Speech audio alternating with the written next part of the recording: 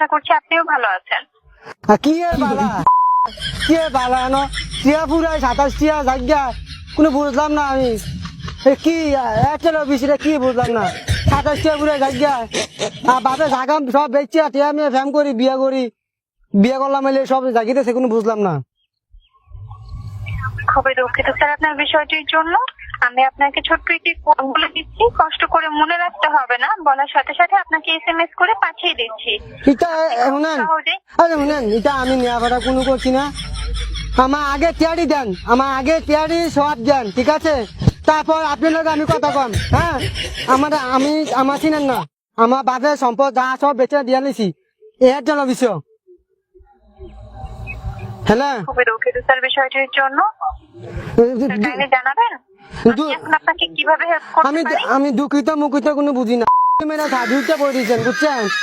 আপনারা কোনো আমি মামলা করাম, আমি এয়ারটেল সিম আমি সত্যি মামলা করাম, ঠিক আছে? খুবই দুঃখিত স্যার আপনার বিষয়টির জন্য। কাইন্ডলি জানাবেন আপনার নাম কি? আমি শাহানাজ বলছি। আপনি আমার নাকি ফ্যাম করবেন নিয়ে দেখুন।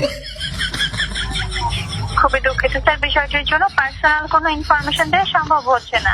আপনার সিম রিলেটেড কোনো প্রবলেম যদি থাকে শুনেন আমি আধা শত জায়গা বেচি 3,000 টিয়া, ঠিক আছে? বেচা আমি মোবাইলে একটা সিমে টিয়া পুরেছি। আমি আপনার কথা আছে, ফোনটা কাটবেন না, ঠিক আছে? শুনেন আমি আমার যে প্রেমিকা আমার সত্যি মারছে, হ্যাঁ আমি কোনো কইছি না। আমি আজকে এক বাড়িতে নাম্বারটা লইছি, এয়ারটেল সিমের নাম্বারটা লইছি, লইয়া আমি কইছি আমি ফোন দেম। আপনি ফোনটা ধরছেন, আপনি ধন্যবাদ, ঠিক আছে?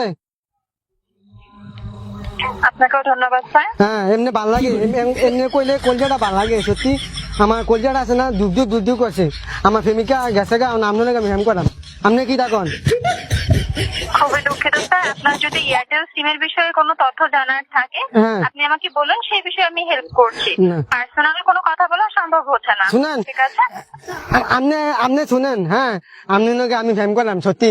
আমার বাপের সব জায়গা সব আপনি দিয়া দেন, হ্যাঁ আমি না দিনি। খুবই দুঃখিত স্যার বিষয়টির জন্য।